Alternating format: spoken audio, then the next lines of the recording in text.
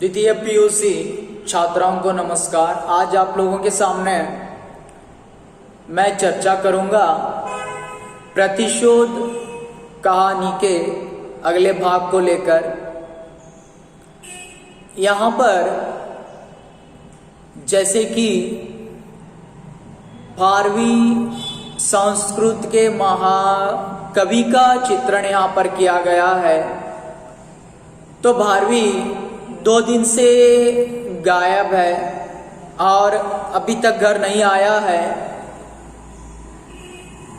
उसको लेकर यहाँ पर उसकी जो माँ है सुशीला बहुत चिंतित है और माँ सुशीला पिता श्रीधर के बीच में 12वीं को लेकर वार्तालाप चल रहा है। उसी समय श्रीधर अपने पत्नी 12वीं को समझाने की कोशिश करते हैं और सुशीला नहीं मानती है, क्योंकि आपने ही मेरे बेटे को यहाँ से घर से भगा दिया है। उसी समय आभा का वहाँ पर यानी किसी के आने का प्रवेश होता है।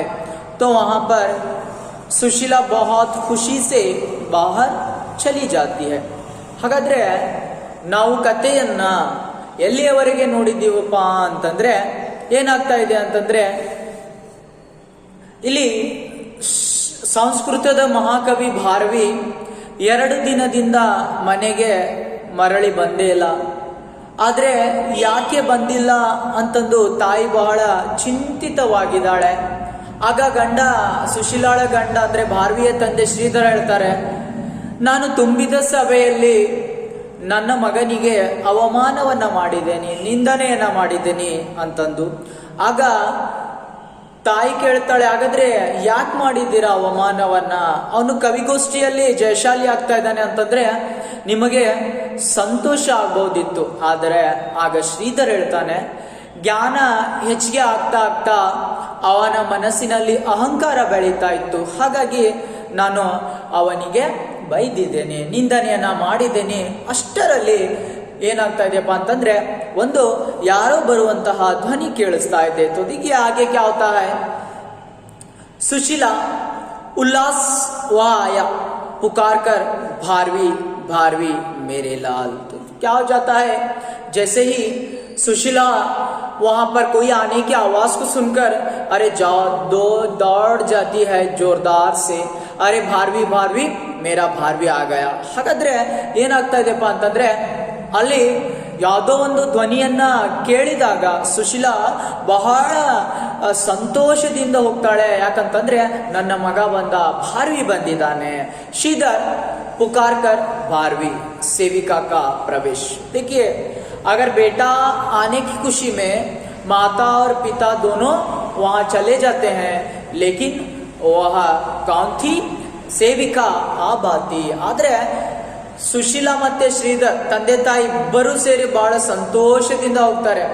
ಆದರೆ ಅಲ್ಲಿ ಸಂತೋಷದಿಂದ ಹೋದಾಗ ಅವರ ಮಗ ಯಾರು ಆ 12ವಿ ಇರಲಿಲ್ಲ, ಸೇವಿಕಾ ಆಬಾಳ ಪ್ರವೇಶ ಅಲ್ಲಿ ಆಗಿದೆ.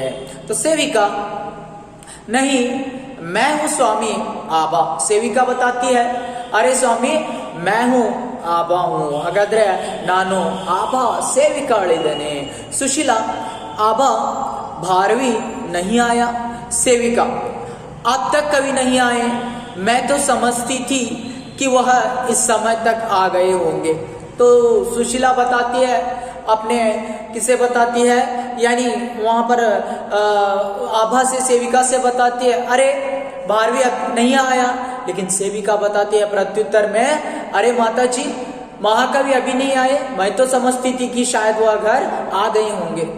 ಹಾಗಾದ್ರೆ ಸುಶೀಲಾ ಕೇಳ್ತಾಳೆ, ನೋಡು ಆಭಾ 12ವಿ ಬಂದಿಲ್ವಾ ನಿನ್ನ ಜೊತೆ ಅಂದಾಗ ಸೇವಿಕಾ ಹೇಳ್ತಾಳೆ, ಆ 12ವಿ ಇನ್ನೂವರೆಗೂ ಬಂದಿಲ್ವಾ ಮಹಾಕವಿ? ನಾನೇನ್ ತಿಳ್ಕೊಂಡಿದ್ದೆ 12ವಿ ಮಹಾಕವಿ ಮನೆಗೆ ಬಂದಿದ್ದಾರಂತೇಳಿ ತಿಳಿದುಕೊಂಡಿದ್ದೆ। सुशीला वो अभी तक नहीं आया, तू जा जल्दी से उन्हें खोज ला, जल्दी जा मेरी अच्छी आभा। देखिए माँ का जो दिल है बहुत तड़प रहा था अपने बेटे के लिए। तो माँ बताती है, अरे सुशीला यानी अरे आभा चली जा, जाकर क्या करना, अपने बेटे को खोज कर लाना. ಆಗ ಆ ತಾಯಿ ಹೇಳ್ತಾಳೆ, ನೋಡಿ ತಾಯಿಗೆ ಬಹಳಷ್ಟು ಅಶಾಂತಿ ಇರುತ್ತೆ, ಮಗ ಬಂದಿಲ್ಲ, ಆ ಚಿಂತೆಯಲ್ಲಿ ಇರ್ತಾಳೆ. ತನ್ನ ಸೇವಕಿಗೆ ಹೇಳ್ತಾಳೆ, ಆಬಾ ನೀ ಮೊದಲು ಹೋಗು, ನನ್ನ ಮಗನನ್ನ ಹುಡುಕಿಕೊಂಡು ಬಾ. तो आभा मैं अभी जाती हूँ स्वामिनी, अभी खोज कर लाऊंगी, किंतु आप भोजन तो कर लें. मैंने पाकशाला में जाकर देखा आपका भोजन रखा है, आपने उसे छुआ भी नहीं है. स्वामिनी भोजन कर ले तो बड़ी कृपा हो. देखिए पाकशाला रसोई घर, तो यहाँ पर स्वामिनी शब्द है. देखिए स्वामी लिंग यानी स्त्री यानी पुल्लिंग होता है, स्वामिनी स्त्रीलिंग होता है, आपको परीक्षा में आ जाता है. तो यहाँ पर आभा सेविका बताती है सुशीला को, अरे माता जी मैं अभी जाऊंगी, आप जो कह रहे हैं तो मैं अभी जाकर क्या करूंगी, 12वें महाकवि को खोज कर यानी तलाश कर ढूंढ कर ले कर आऊंगी. लेकिन आप पहले भोजन कर लो, क्योंकि रसोई घर में यानी पाकशाला में मैं भोजन रख चुकी हूँ. आपका भोजन ऐसे ही है, तो पहले आप भोजन कर ले. ಆಗ ಸೇವಿಕ ಆಭಾ ಹೇಳ್ತಾಳೆ ಏನಂತಂದ್ರೆ, ನಾನು ಮೊದಲು ಹೋಗಿ ಯಾರನ್ನ ಹುಡ್ಕೊಂಡ್ ಬರ್ತೇನೆ, ಬಾರ್ವಿಯನ್ನ ಹುಡ್ಕೊಂಡ್ ಬರ್ತೇನೆ, ಆದರೆ ನೀವು ಮೊದಲು ಊಟವನ್ನ ಮಾಡಿ. ಯಾಕಂದ್ರೆ ಅಡುಗೆ ಮನೆಯಲ್ಲಿ ನಿಮ್ಮ ಸಲುವಾಗಿ ಇಟ್ಟಂತಹ ಆ ಊಟ ಏನಾಗಿದೆಪ್ಪ ಅಂತಂದ್ರೆ ಹಾಗೆ ಇದೆ, ಮೊದಲು ಊಟವನ್ನ ಮಾಡ್ಕೊಳ್ಳಿ, ನಾನು ಸಂಸ್ಕೃತದ ನಮ್ಮ ಮಹಾಕವಿಯಾದಂತ ಭಾರ್ವಿಯನ್ನ ಹುಡುಕೊಂಡು ಬರ್ತಾ ಇದ್ದೇನೆ. तो सुशीला आभा तू जा, मैं भोजन न करूंगी, मुझे कष्ट न दे. सुशीला माता बताती है, अरे आभा जब मेरा बेटा घर में नहीं है तो मुझे खाने के लिए कहती हो, ये हो नहीं सकता. तो यहाँ पर सुशीला बताती है, अरे आभा तू चली जा, मैं भोजन नहीं करूंगी क्योंकि मेरा बेटा घर में नहीं है.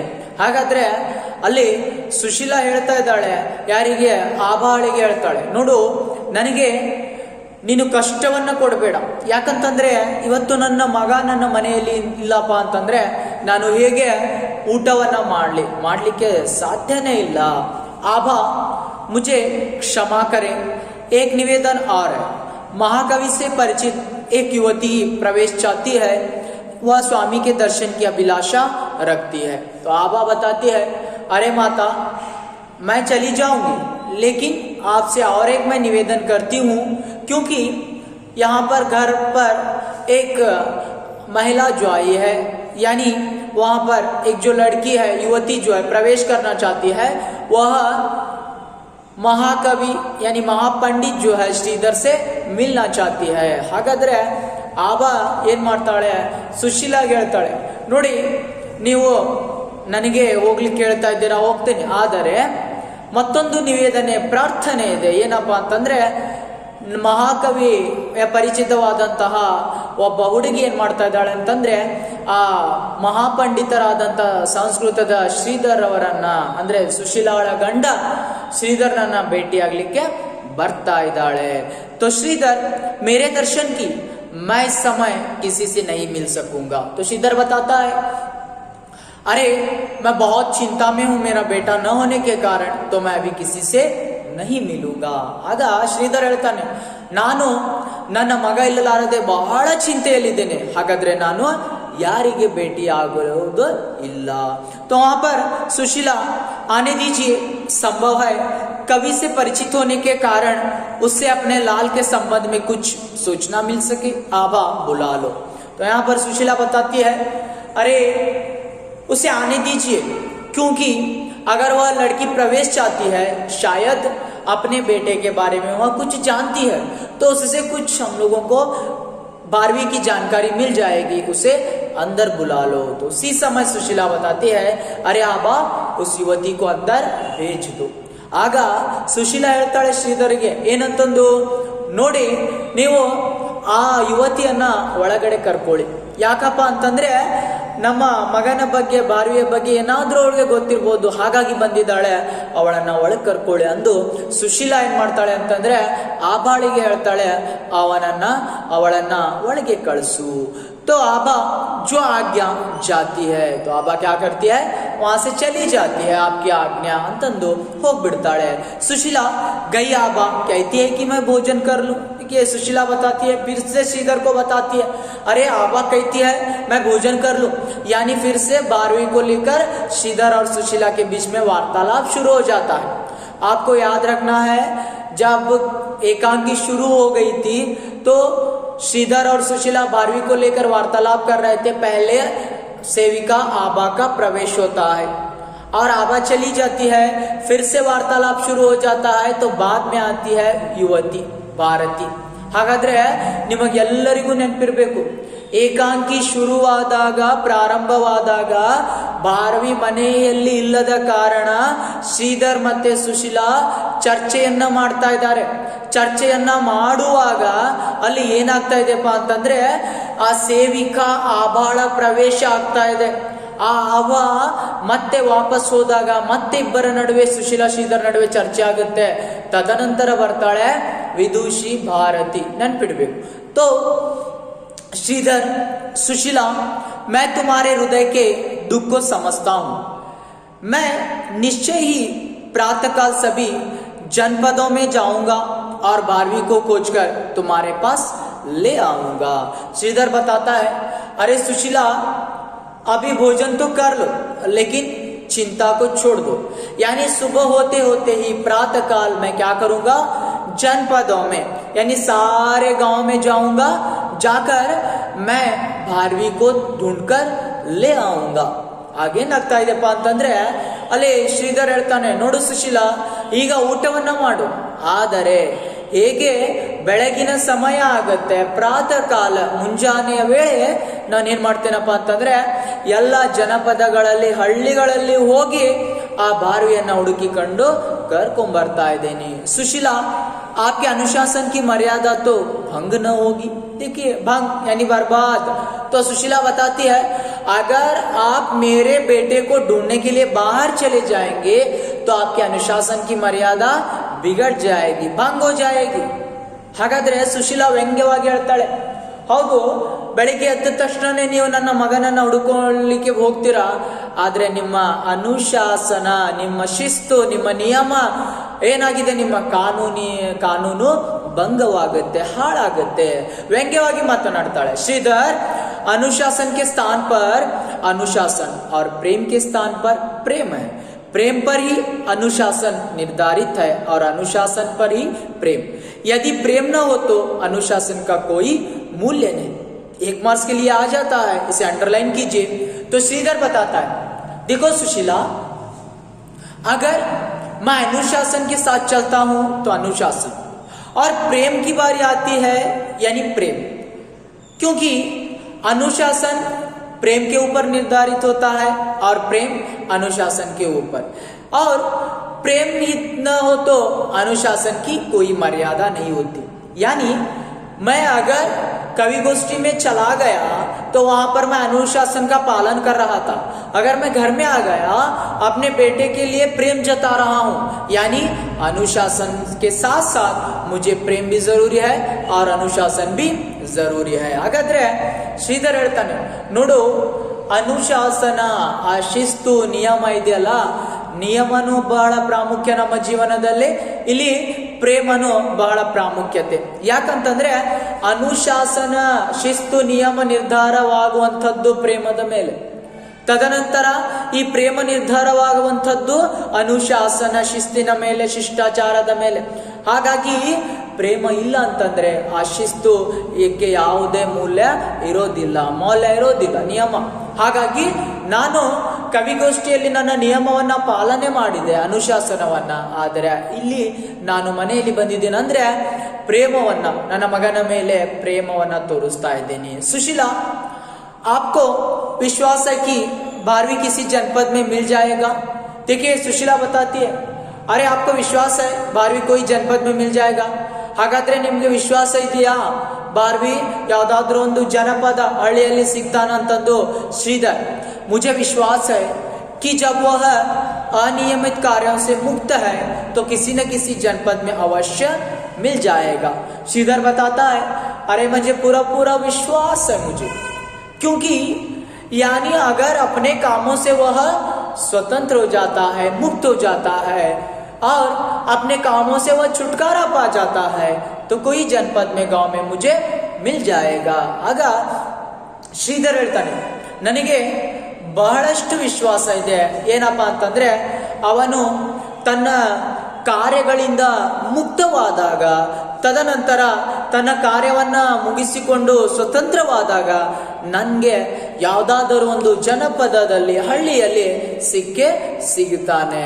सुशीला यदि नहीं मिला तो सुशीला फिर से प्रश्न पूछती है, अगर आपका बेटा आपको गांव में नहीं मिला, ಹಾಗಾದ್ರೆ ನಿಮ್ಮ ಮಗ ನಿಮಗೆ ಬೇರೆ ಹಳ್ಳಿಗಳಲ್ಲಿ ಸಿಗಲಿಲ್ಲಪ್ಪ ಅಂದ್ರೆ ಏನ್ ಮಾಡ್ತೀರಾ? तो श्रीधर, तो मैं राजकीय सहायता की प्रार्थना करूंगा. तो बताता है, अरे मैं क्या करूंगा? ರಾಜಕೀಯ ಸಹಾಯತಾ ಕಿ ಪ್ರಾರ್ಥನಾ ಕरूंगा. ನಾನೇನ್ ಮಾಡ್ತೇನೆ ಅಂತಂದ್ರೆ ಆ ರಾಜನೀತಿಯ ಸಹಾಯವನ್ನ ಪಡೀತಾ ಇದ್ದೇನೆ. ಏನು? राजकीय शक्ति उसे कहीं से भी प्राप्त कर सकती है.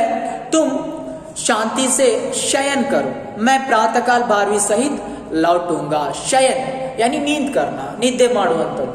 तो श्रीधर बताता है, जब मैं राजकीय सहायता मांगूंगा तो 12वीं कहीं ना कहीं मुझे मिल जाएगा और आप अभी रात में बेफिक्र होकर शयन कर सकती है, शांति से नींद कर सकती है, लेकिन मैं सुबह होते होते अपने बेटे को आपके सामने लाऊंगा.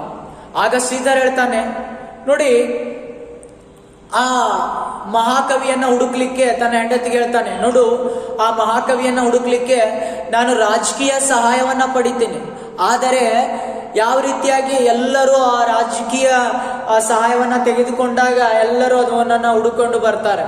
ನೀನು ಈಗ ಶಾಂತಿಯಿಂದ ನಿದ್ದೆಯನ್ನ ಮಾಡು, ನಾನು ಬೆಳಿಗ್ಗೆ ನಿನ್ನ ಮಗನ ಜೊತೆ ನಿನ್ನ ಮುಂದೆ ಬರ್ತಾ ಇದ್ದೇನೆ.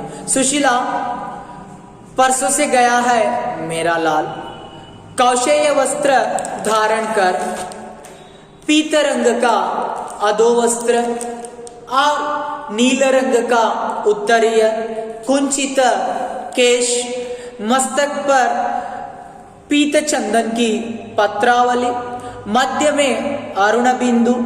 शास्त्रार्थ के लिए जाते समय मैंने अपने हाथों से उसे पुष्प और पहनाया था. उसने मुझे प्रणाम किया था. स्नेह गदगद हो मैंने कहा, विजयी बनो. उसके मुख पर हल्की मुस्कुराहट थी. क्या जानती थी कि आज भी उसे पिता की बरसना मिलेगी. देखिए यहाँ पर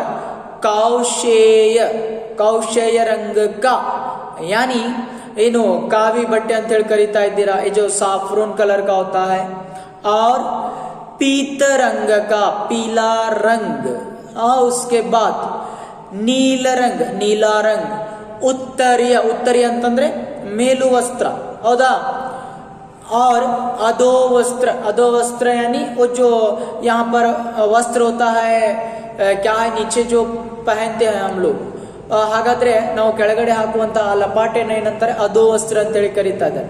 ಕುಂಚಿತ ಕೇಶ ಯಾನಿ ಗುಂಗ್ರಾಲು ಬಾಲ್, ಹೌದಾ, ಗುಂಗರು ಕೂದಲು. ಮಸ್ತಕ್ ಪರ್, ಮಸ್ತಕ್ ಯಾನಿ ಹಣೆಯ ಮೇಲೆ. ಪೀತ ಚಂದನ್, ಪೀಲಾ ಹಳದಿ ಬಣ್ಣದ ಗಂಧದ ಚಂದನ್. ಪತ್ರಾವಲಿ ಯಾನಿ ಪತ್ರಾವಲಿ ಕೋ.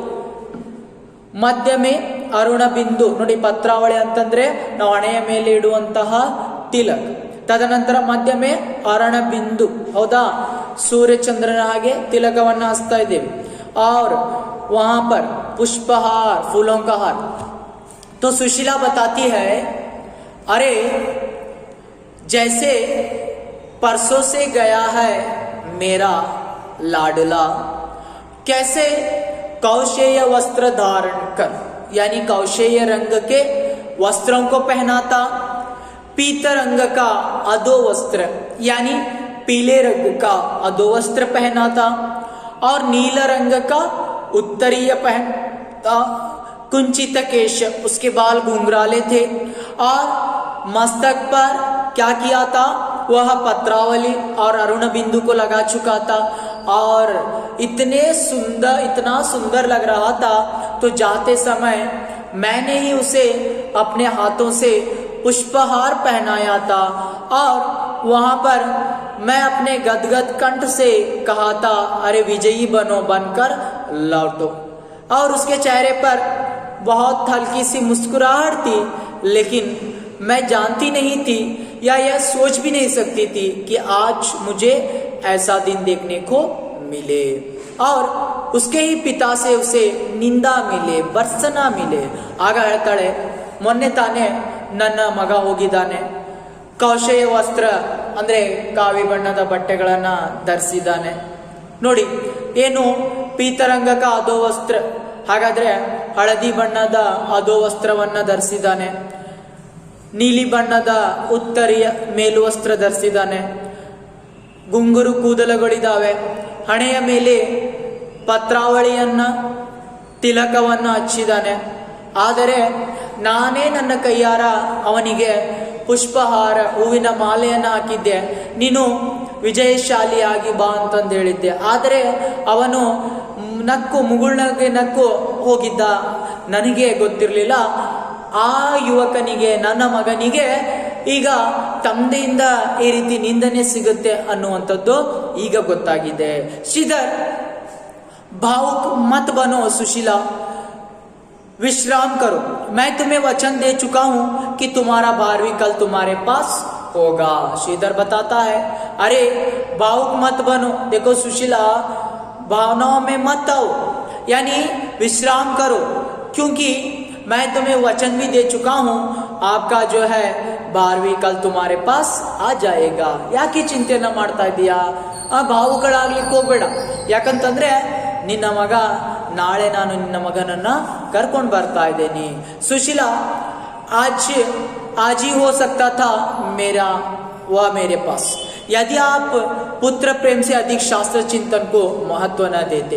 सुशीला गुस्से से बताती है, अरे आज मेरा बेटा आज ही आपके पास रहता था, लेकिन आप पुत्र से ज्यादा ಶಾಸ್ತ್ರ को ಪ್ರೇಮ್ ಕಿಯಾ, ಶಾಸ್ತ್ರ को ಮಹತ್ವ ದಿಯಾ। ಹಾಗಾದ್ರೆ ಸುಶೀಲಾ ಹೇಳ್ತಾಳೆ, ನನ್ನ ಮಗ ಇವತ್ತೇ ನನ್ನ ಕಡೆ ಇರ್ತಾ ಇದ್ದ, ಆದರೆ ನೀವೇನ್ ಮಾಡಿದ್ದೀರಾ ಅಂತಂದ್ರೆ ನಿಮ್ಮ ಆ ಶಾಸ್ತ್ರ ಚಿಂತನೆಗೆ ಮಹತ್ವವನ್ನು ಕೊಟ್ಟಿದ್ದೀರಾ, ಅಥವಾ ನಿಮ್ಮ ಶಾಸ್ತ್ರ ಚಿಂತನೆಗೆ ಅಧಿಕವಾಗಿ ಪ್ರೇಮವನ್ನ ಮಾಡಿದ್ದೀರಾ, ನನ್ನ ಮಗನ ಬಗ್ಗೆ ನೀವು ಕಾಳಜಿ ವಹಿಸಿಲ್ಲ, ಇಲ್ಲ ಅಂತಂದ್ರೆ ನನ್ನ ಮಗ ನನ್ನ ಕಡೆ ಇರ್ತಾ ಇದ್ದ।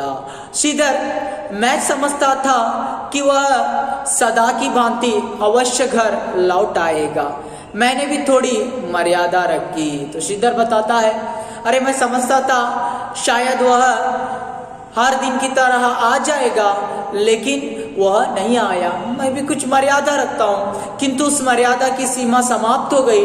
कल मैं जाऊंगा, हम उसको उसकी पत्नी के प्रति तो उत्तरदायी हैं और वह यहाँ नहीं है। श्रीधर बताता है, देखो सुशीला, मैं 2 दिन से यहाँ पर क्या कर रहा था, इंतजार कर रहा था, शायद मेरा बेटा आ जाएगा, लेकिन वो जो इंतजार की मर्यादा है अभी समाप्त हो गई है, तो मेरा बेटा अभी तक नहीं आया है।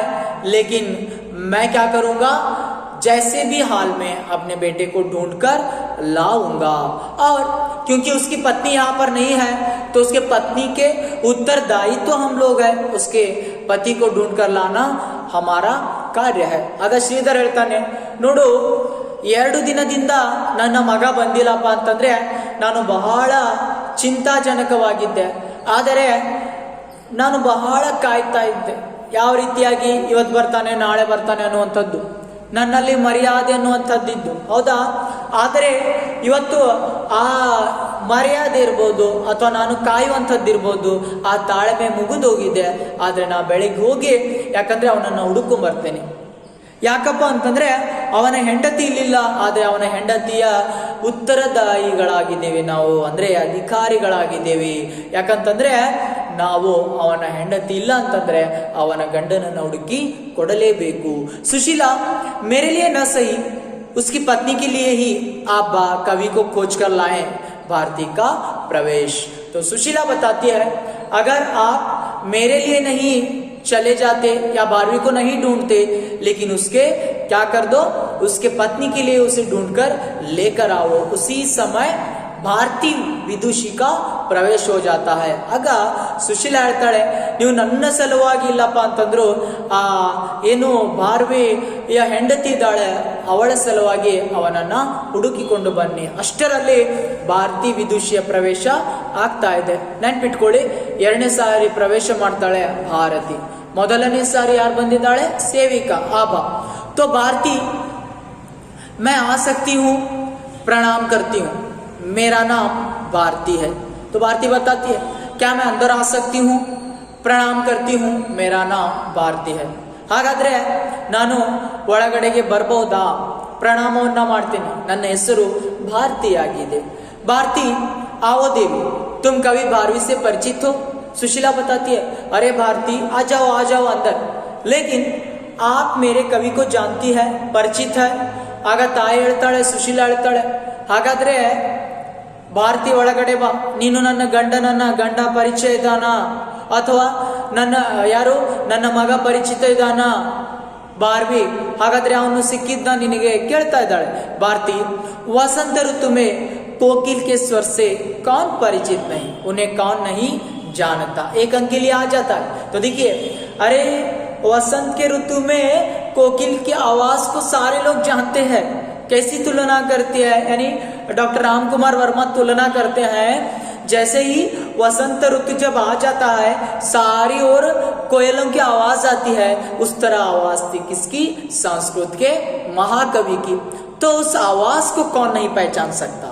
ಆಗ ಭಾರತಿ ಹೇಳ್ತಾಳೆ, ನೋಡಿ, ಆ ವಸಂತ ಋತುದಲ್ಲಿ ಯಾವ ರೀತಿಯಾಗಿ ಕೋಗಿಲೆಗಳು ಎಲ್ಲ ಕಡೆ ತನ್ನ ಧ್ವನಿಯಿಂದ ಎಲ್ಲರನ್ನ ಮುಗ್ಧಗೊಳಿಸ್ತವೆ, ಆ ರೀತಿ ನಿಮ್ಮ ಮಗನ ಮಹಾಕವಿಯ ಕಂಠ ಇತ್ತು. ಹಾಗಾದ್ರೆ ಅವರ ಸ್ವರದಿಂದ ಯಾರು ಪರಿಚಿತರಿಲ್ಲ? ಸುಶೀಲಾ, तुम्हें उन्हें कब से जानती हो, तुम उसे उन्हें कब से जानती हो? ಆಗ ಸುಶೀಲಾ ಹೇಳ್ತಾಳೆ, ಯಾವಾಗಿನಿಂದ ಪರಿಚಿತ ಇದ್ದಾನೆ ನಿನಗೆ? कब से परिचित है?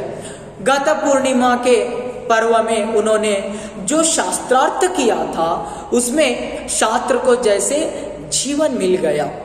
तो भारती बताती है, गत पूर्णिमा यानी बीते हुए पूर्णिमा के पर्व में उन्होंने शास्त्रार्थ किया था, तो वह शास्त्र को जैसे ही जीवन मिल गया. ಹಾಗಾದ್ರೆ ಆ ಕಳೆದು ಹೋದಂತಹ ಪೂರ್ಣಿಮೆಯ ದಿವಸ, ಹುಣ್ಣಿಮೆಯ ದಿವಸ ಏನಾಗಿದೆಪ್ಪ ಅಂತಂದ್ರೆ ಶಾಸ್ತ್ರಾರ್ಥಗಳನ್ನ ಮಾಡಿದ್ರು. ಆಗ ಆ ಶಾಸ್ತ್ರಾರ್ಥಗಳಿಗೆ ಹೊಸ ಜೀವನ ಸಿಕ್ಕಿತ್ತು. आज तक वेदांत की इतनी सुंदर मीमांसा मैंने नहीं सुनी जैसे महाकवि भारवी के मुख से सुन रही हूँ. तो मीमांसा का अर्थ होता है विचार पूर्वक, यानी तर्क निर्णय. वहां पर भारती बताती है, अरे जैसे उस शास्त्र का वेदांत कर रहा था, या सुंदर जो मीमांसा थी विचार पूर्वक तर्क कर रहे थे, तो महाकवि के भारवी से मुख से मैं सुन गई थी. ಹಾಗಾದ್ರೆ ಆ ಶಾಸ್ತ್ರಾರ್ಥಗಳಿಂದ ವೇದಗಳ ಒಂದು ವಿಚಾರ ವಿಮರ್ಶೆಯನ್ನ ಮಾಡ್ತಾ ಇದ್ರು. ಹಾಗಾಗಿ ನನ್ಗೇನಾಗಿದೆಪ್ಪ ಅಂತಂದ್ರೆ ಆ ವಿಚಾರ ವಿಮರ್ಶೆ ಬಹಳಷ್ಟು ಅವರು ಭಾರವಿಯ ಬಾಯಲ್ಲಿ ಕೇಳ್ಬೇಕಂತಂದ್ರೆ ಶಾಸ್ತ್ರ ಚಿಂತನೆ ಎಲ್ಲರನ್ನ ಮುಗ್ಧಗೊಳಿಸ್ತಾ ಇತ್ತು. जैसे ब्रह्म ज्ञान सरस्वती की वीणा पर नृत्य कर रहा हो. आपको एक अंक के लिए आ जाता है, इसे अंडरलाइन कीजिए. यानी वहां पर बता रहे थे, जैसे ब्रह्म ज्ञान, जो ब्रह्म का ज्ञान होता है, वह सरस्वती के वीणा पर नृत्य कर रहा हो. यानी आप लोग देखते हैं सरस्वती के हाथ में हमेशा वीणा होती है, उसी तरह हम किताब को सरस्वती की तुलना करते हैं.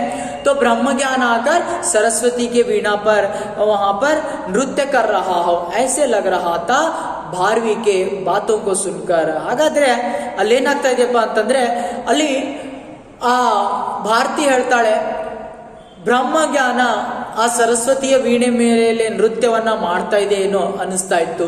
ಈ ರೀತಿಯಾಗಿ ಅಲ್ಲಿ ಭಾರವಿಯವರ ಜ್ಞಾನವನ್ನ ನಾನು ನೋಡಿದೆ. ತೋ ಈ ರೀತಿಯಾಗಿ ಭಾರತಿ ಆ ಮಹಾಕವಿಯ ಬಗ್ಗೆ ಪರಿಚಯವನ್ನ ಕೊಡ್ತಾ ಇದ್ದಾಳೆ.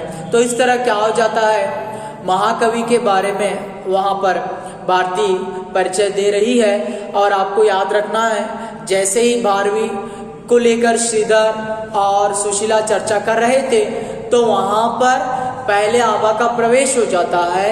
तो दूसरी बार भारती का प्रवेश हो जाता है और इस भारती के वार्तालाप को लेकर मैं आप लोगों के सामने अगली कक्षा में ಚರ್ಚಾ ಕरूंगा. ಹಾಗಾದ್ರೆ ಆ ಎರಡನೇ ಸಾರಿ ಮೊದಲು ಸೇವಿಕಾ ಆಭಾ ಬರ್ತಾಳೆ, ಎರಡನೇ ಸಾರಿ ಭಾರತಿ ಬರ್ತಾಳೆ.